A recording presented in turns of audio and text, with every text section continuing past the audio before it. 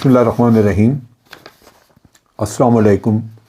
آپ دیکھ رہے ہیں ڈی ڈی پی انالیٹیکا۔ آج پاکستان جوڈیشل کمیشن کا اجلاس تھا جو کہ چیف جسٹس نے چیئر کیا، وہ صدارت کی انہوں نے۔ اس میں 5 ججز کے نام موجود تھے جن کو کہ انہوں نے کنسیڈر کرنا تھا۔ مختلف ہائی کورٹ سے 5 جج تھے، لاہور، پشاور، سندھ ہائی کورٹ، کراچی، اور ان ججز کے نام کنسیڈر کر کے تو ان کو ایلیویٹ کرنا تھا سپریم کورٹ کے لیے۔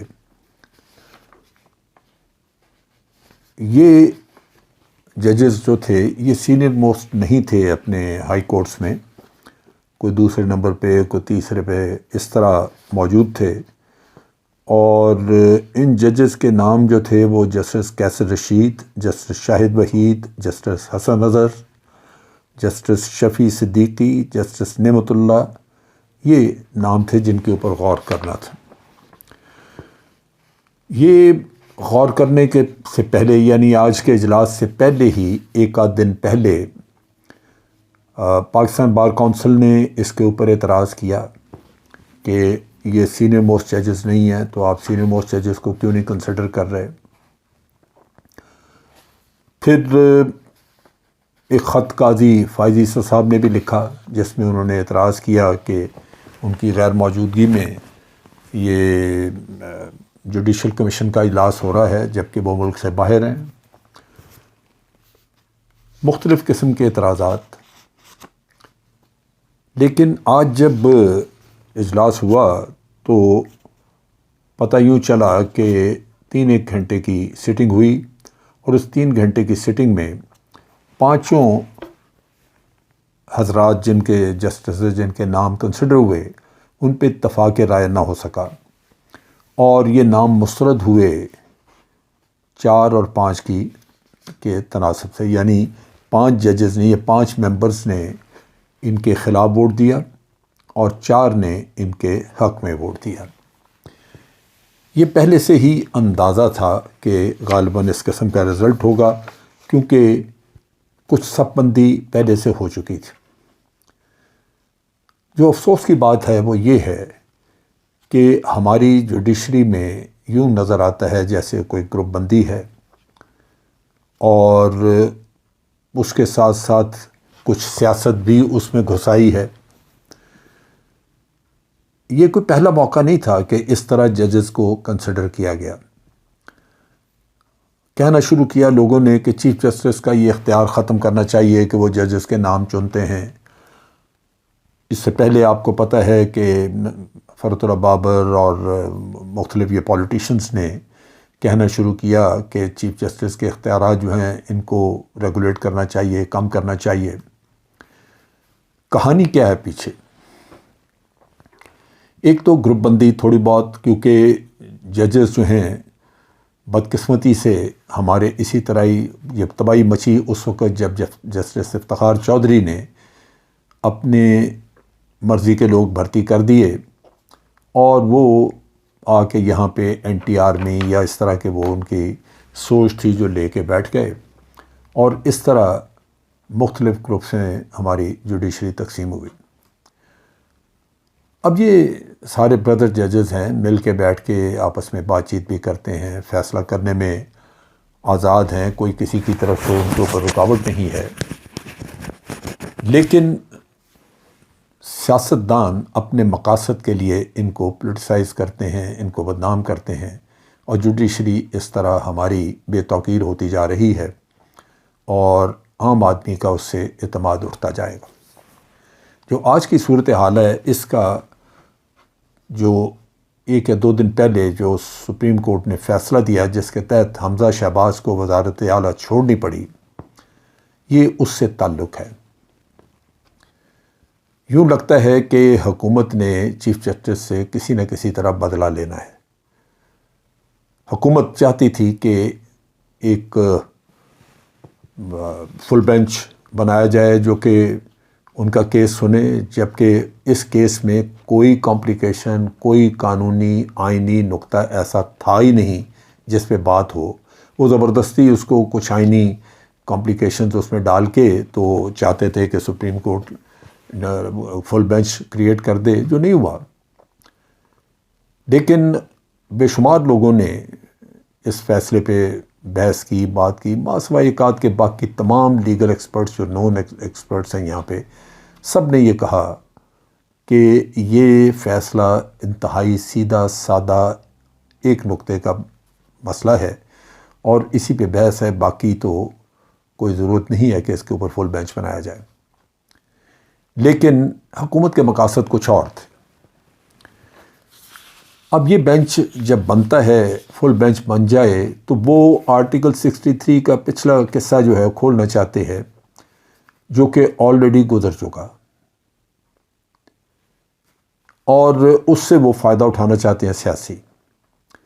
اس کے ساتھ ساتھ یہی بینچ ہے جس میں کہ پی ٹی آئی نے چیلنج کیا تھا ان شکوں کو جو نیب کے آرڈیننس میں تبدیلی کی ان لوگوں نے اپنی کرپشن بچانے کے لیے، یعنی سٹنگ حکومت نے اپنے کرپشن کیسز ختم کرنے کے لیے انہوں نے نیب کے آرڈیننس میں جو تبدیلیاں کی تھیں، وہ تبدیلیاں جن کو چیلنج کیا پی ٹی آئی نے، وہ بھی اسی بینچ کے سامنے ہیں۔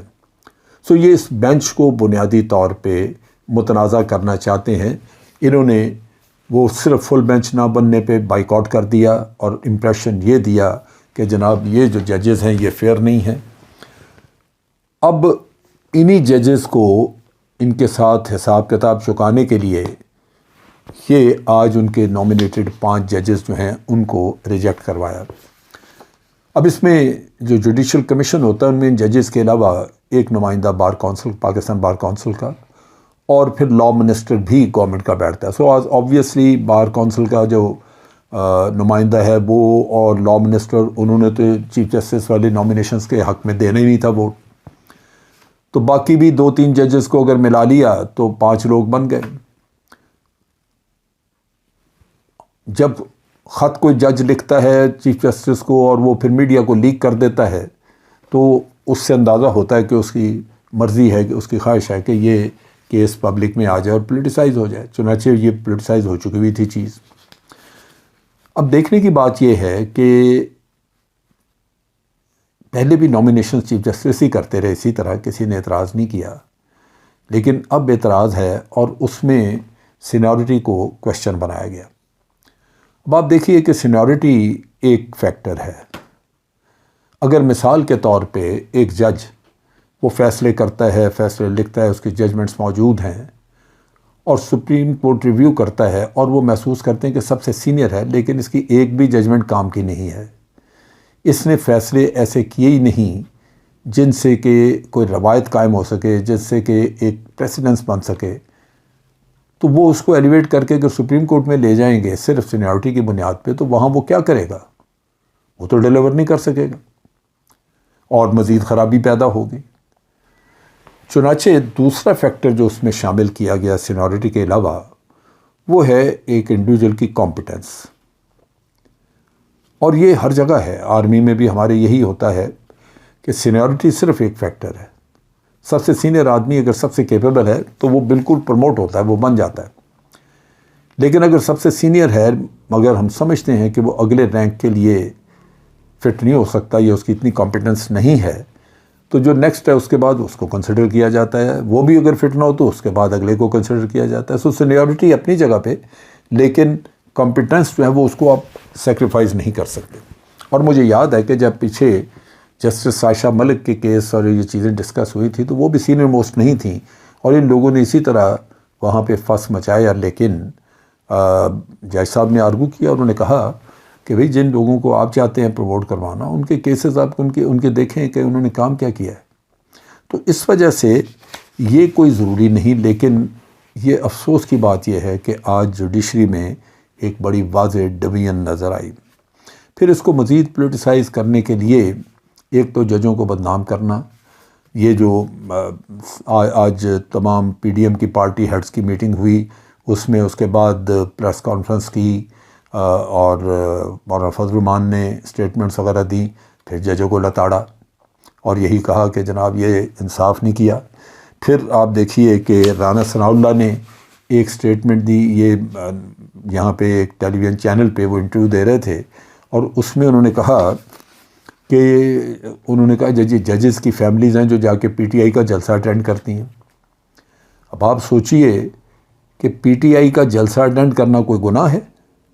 اور ایک ہی گھر میں اگر محمد زبیر نون لیگ میں رہ سکتا ہے، ان کا سٹالورٹ اور ان کا اسپوکس پرسن بنا ہوا ہے مریم نواز کا، اور اسد عمر اس کا سگا بھائی وہ پی ٹی آئی میں ہو سکتا ہے، ایک ہی فیملی کے دو لوگ، دو پولیٹیکل پارٹیز میں، تو دونوں کے مختلف ترجیحات ہوں گی۔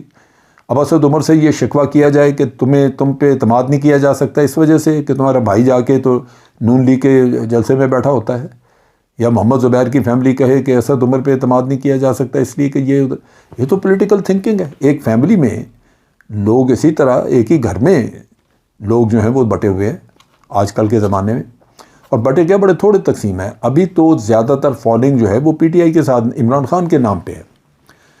اصل چیز یہ ہے، جس چیز سے یہ بکھلائے ہوئے ہیں، اکھڑ گئے ہیں، وہ یہ ہے کہ ان کو نظر آ گیا کہ عوام آج ان کے ساتھ نہیں ہے، عوام بھانپ گئے ہیں، ان کو شعور آ گیا، ان کو پتہ لگ گیا ہے کہ یہ کون لوگ ہیں اور کیا کرتے ہیں یہ۔ میں نے یہ ضمنی الیکشن میں دیکھا، پولنگ بوتھس جہاں پولنگ سٹیشن بنا ہوا ہے، پولنگ بوتھ بنے ہوئے ہیں، لگے ہوئے ہیں، وہاں پہ باہر پولیٹیکل پارٹیز نے اپنے کیمپ بنائے ہوئے ہیں، جس میں وہ اپنے ووٹرز کو لا کے ان کو سکھاتے بتاتے ہیں کہ تم نے یہ کرنا ہے، یہاں سٹیمپ لگانی ہے، اور پھر اس کو اندر بھیجتے ہیں۔ اکثر پولنگ بوتھس کے اوپر پی ایم ایل این کے خیمے خالی تھے، اور اس کے مقابلے میں پی ٹی آئی کے خیموں میں رش تھا۔ تو اندر سے یہ بھانپ گئے ہیں کہ یہ پی ڈی ایم جو ہے یہ فراڈ، یہ اب لوگ اس کی پذیرائی نہیں کرتے، لوگ ان کے پیچھے نہیں ہیں، لوگ ان کو آہستہ آہستہ چھوڑ رہے ہیں۔ ان حالات میں یہ ججز کو اسکینڈلائز کر کے ان سے فیصلے کرانے، اب یہ میرٹ پہ پروموٹ ہونے والے لوگ جو تھے ان کو انہوں نے رکوا دیا۔ صرف چیف جسٹس کو، میرا اپنا اندازہ ہے کہ چیف جسٹس کو صرف سبق سکھانے کے لیے کہ آپ کے نامینیز ہیں، ہم نہیں کریں گے یہ۔ بہرصورت یہ ایک میں سمجھتا ہوں کہ ایک تکلیف دہ چیز ہے۔ ایسا نہیں ہونا چاہیے کہ آپ کی عدالتیں متنازع ہوں۔ عدالتوں کے متنازع ہو جانے سے ہمارے انصاف کے نظام کو، ملک کو بہت نقصان پہنچے گا، کیونکہ اس سے عام آدمی کا اعتماد اگر آپ کی عدالتوں پہ نہیں رہتا تو وہ یہی سوچے گا کہ پہلے ہی عدالتوں پہ اعتماد کم ہے، جو ہماری جونیئر عدالتیں ہیں، ذیلی عدالتیں، ان میں کرپشن کی بڑا ذکر آتا ہے، کرپشن بہت ہے، وہ ہماری سوسائٹی میں ہی ہے۔ تو ان چیزوں کی وجہ سے بڑی مشکلات ہیں، بڑی پریشانی ہے کہ یہ اداروں کو بھی برباد کرتے جا رہے ہیں، ساتھ ساتھ صرف اپنی سیاست چمکانے کے لیے، اپنے ذاتی مفادات کے لیے۔ اس کو روکنا ہوگا، ورنہ یہ ادارے ہمارے پہلے ہی لٹے پھٹے ہیں، ان کا بیڑا غرق ہوا پڑا ہے، اور جوڈیشری میں کوئی تھوڑا بہت کچھ بچا ہوا ہے تو یہ بھی ختم ہو جائے گا۔ یہ ان کو چاہیے خدا را رحم کریں اس ملک کے اوپر۔ یہ صرف پی ڈی ایم ہی نہیں ہے جس نے اس میں رہنا ہے، باقی دنیا نے بھی رہنا ہے۔